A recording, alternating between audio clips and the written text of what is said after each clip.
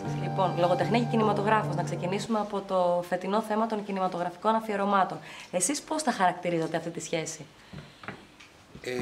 Ουσιαστική και αναγκαία. Από την εμφάνιση του μέσου αυτού, με εικόνες που τρέχουν και αφηγούνται ιστορίες, όλοι έψαξαν ιδέες, ιστορίες που είχαν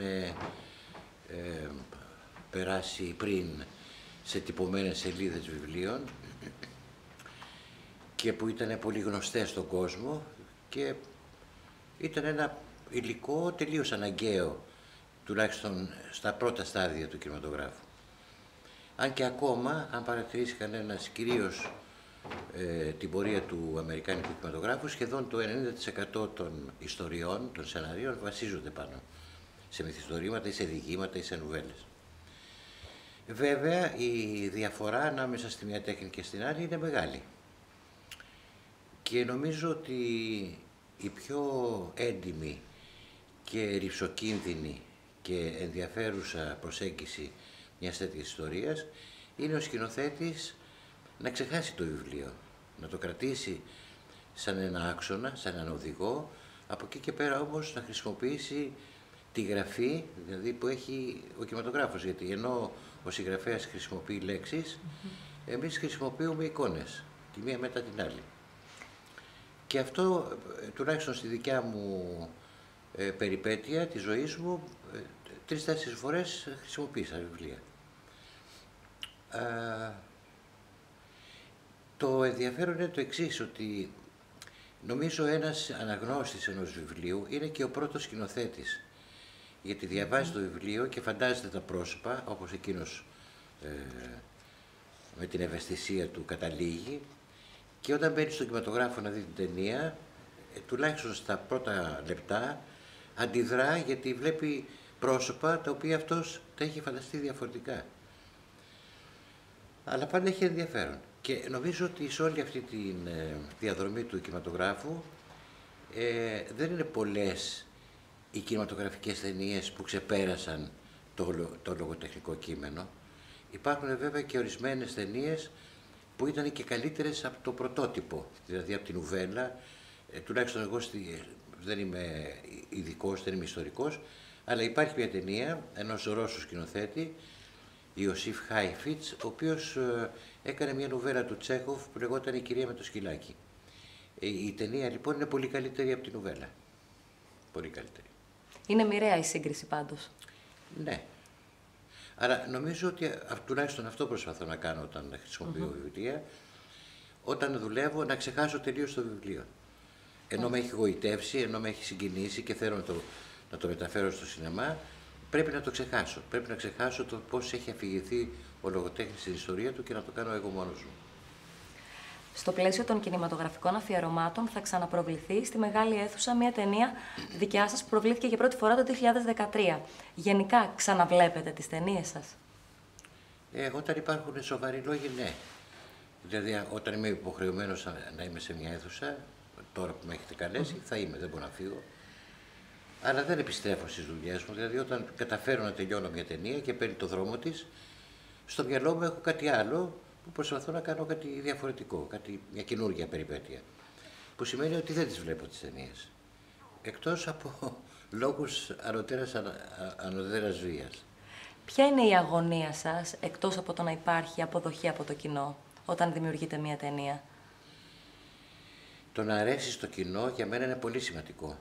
Γιατί κάνω μια τέχνη και που κοστίζει ακριβά, αλλά και από τη φύση της απευθύνεται σε αίθουσες με πολύ κόσμο. Δηλαδή είναι πολύ ψυχρό και άδικο να έχεις κάνει κάτι με πολύ κόπο και με πολύ χρήμα και να μπει σε μια αίθουσα και να είσαι εσύ και άλλοι 5. Αυτό δεν σημαίνει ότι κάνω υποχωρήσεις, κάνω την ταινία όπως θέλω. Ελπίζοντας όταν γυρίζω την ταινία ότι αυτό που με συγκινεί εμένα θα συγκινήσει και τον κόσμο.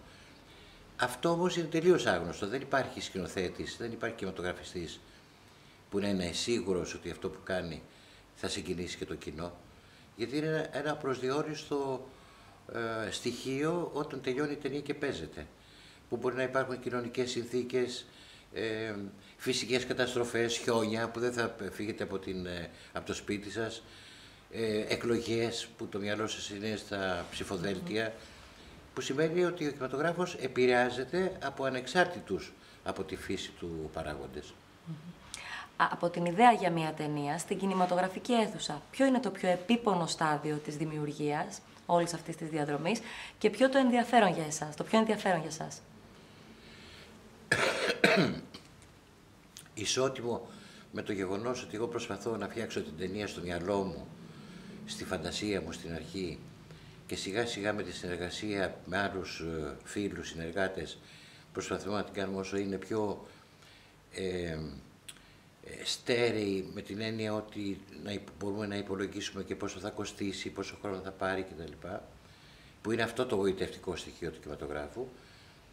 Αναγκαίο είναι και χρονοβόρο και ψυχρό είναι το γεγονός ότι πρέπει να βρεις τα χρήματα για να κάνεις το όνειρό σου. Και πολλοί σκηνοθέτες, θυμάμαι τον Όρσον Welles, ο οποίος έλεγε ότι το 95% της δραστηριότητάς μου είναι να βρω τα χρήματα. Το 5% είναι για να σκηνοθετήσω μετά. Γιατί μιλάμε, και δεν πρέπει να το ξεχνάμε, ότι ο κινηματογράφος είναι μια ακριβή τέχνη, η πιο ακριβή.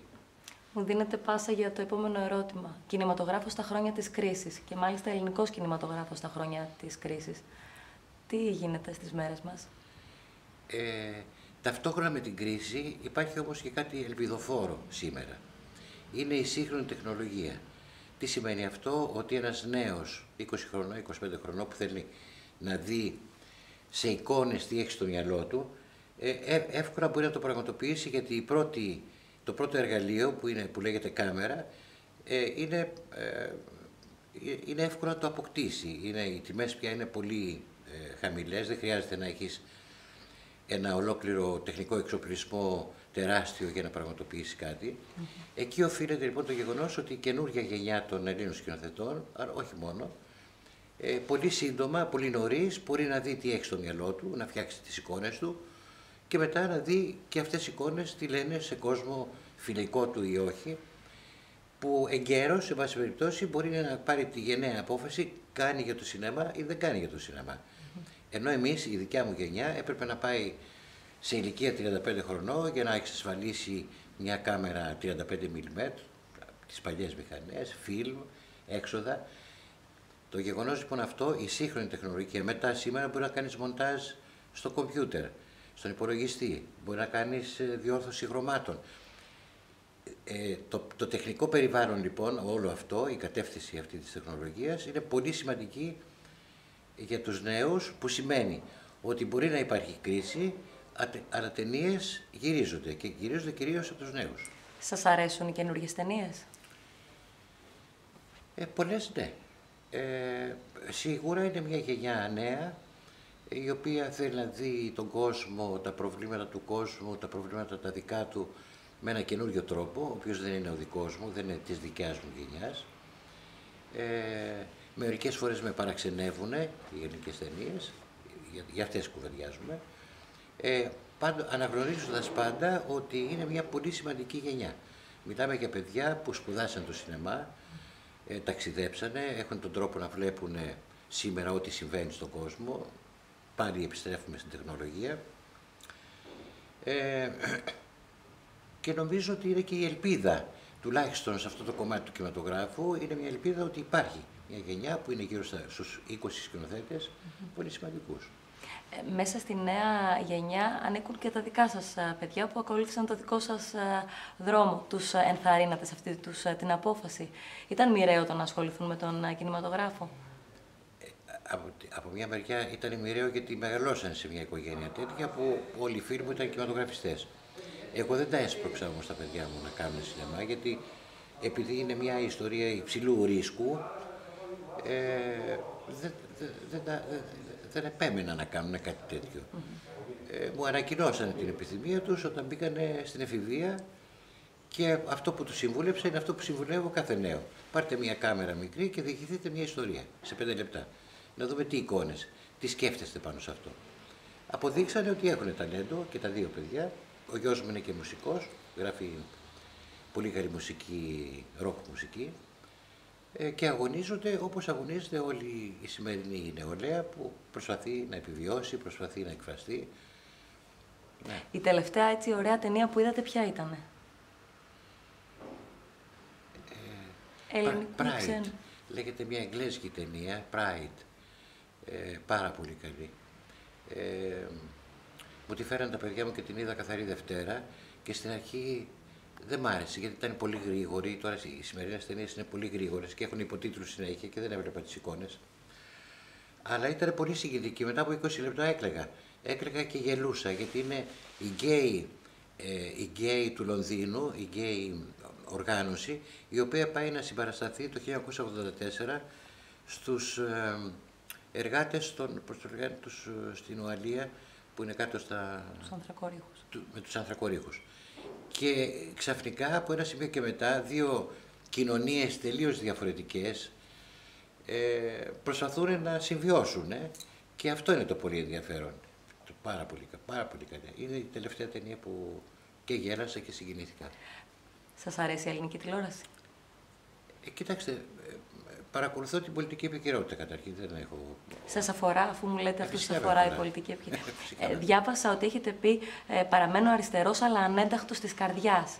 Μπορείτε λίγο να μου το εξηγήσετε αυτό?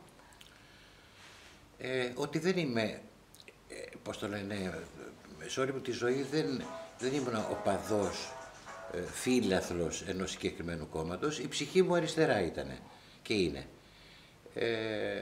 Από εκεί και πέρα βλέπω τα σημαντικά, τα διάφορα, τα συντηρητικά στοιχεία που υπάρχουν ακόμα και στην αριστερά και υπολογίζω τη στάση μου. Μάλιστα. Έχουμε πρώτη φορά αριστερά. Ναι. Άλλοι αυτή τη φράση τη διατυπώνουν με μία δόση ηρωνίας, άλλοι με μία δόση υπερηφάνειας. Θέλω το δικό σας σχόλιο. Δεν υπάρχει αμφιβολία ότι αυτό που συμβαίνει τώρα δεν είναι ένα εύκολο πρόβλημα. Να λυθεί το θέμα του χρέους, να αλλάξουν πάρα πολλά πράγματα που πρέπει να αλλάξουν στην ελληνική κοινωνία. Δίνω μια προθεσμία, εν πάση περιπτώσει, σε αυτό που παρατηρώ. Ομολογώ ότι φανταζόμουν τελείως διαφορετικά τουλάχιστον αυτά που συμβαίνουν στον πολιτισμό, που με αφορά και μπορώ να κρίνω περισσότερο. Και αυτά που συμβαίνουν στον πολιτισμό δεν με κάνουν να είμαι ενθουσιασμένος. Θεωρούσα ότι για πρώτη φορά αριστερά, όπως το είπατε, σημαίνει επικοινωνία με τον καλλιτεχνικό κόσμο, σημαίνει αλλαγή σε πάρα πολλά πράγματα που πρέπει να αλλάξουν. Αυτό που παρατηρώ είναι μια συντηρητική και πολύ κλειστή λειτουργία τουλάχιστον του Υπουργείου Πολιτισμού που το παρακολουθώ. Μάλιστα. Έχουν υπάρξει ως πηγή έμπνευση ιστορικές στιγμές της Ελλάδας για σας στις ταινίες σας. Θεωρείτε ότι αυτό που ζούμε τώρα και σε ελληνικό αλλά και σε παγκόσμιο επίπεδο θα αποτελέσει πηγή έμπνευσης για τους σκηνοθέτες, κινηματογραφιστές του μέλλοντος? Το φαντάζομαι. Ξέρετε τι σημαίνει ότι μερικές φορές, γιατί με ρωτάνε συχνά και η κρίση δεν σε απασχολεί, δεν θες να κάνεις κάτι για την κρίση κλπ. Πιάνω τον εαυτό μου να θέλω λίγο να απομακρυνθώ και να δω πιο ψύχρεμα τα πράγματα. Όταν ενθερμώ επιχειρείς να κάνεις κάτι και αυτό είναι ένας δρόμος για τον κινηματογράφο και είναι ειδικότερα ο τρόπος του ντοκιμαντέρ, δηλαδή η καταγραφή γεγονότων που συμβαίνουν την ίδια στιγμή πολλαπλά σε ένα τόπο, αυτός είναι ένα δρόμος του ντοκιμαντέρ. Στο στάδιο της μυθοπλασίας, τουλάχιστον εγώ θέλω μια απόσταση και έτσι έχω κάνει και ό,τι ταινίες έκανα, ας το πούμε πολιτικές, ήταν χρόνια μετά από τότε που συνέβησαν τα γεγονότα. Θέλω χρόνο για να εκτιμήσω και το πιο σημαντικό να είμαι δίκαιος, τουλάχιστον όπως καταλαβαίνω εγώ την έννοια της δικαιοσύνης, σε αυτό που φτιάχνω. Δεν κάνω ταινίες μανιφέστα, δεν είμαι πολιτικός, δεν είμαι θρησκευόμενος, δεν είμαι πολιτικός αρχηγός κανένας κόμματος. Στις πολιτικές ταινίες που κάνω εκφράζω την συγκίνησή μου, αλλά το πιο σημαντικό και τα ερωτήματά μου. πάνω στα γεγονότα. Και αυτό δεν είναι εύκολο να συμβεί όταν τα γεγονότα είναι ζωντανά. Λειτουργείτε λίγο σαν ιστορικός του μέλλοντος. Όπως ο ιστορικός του... Ναι, ναι. Από μία απόσταση. Ναι. Σας ευχαριστώ πολύ. Ευχαριστώ και εγώ.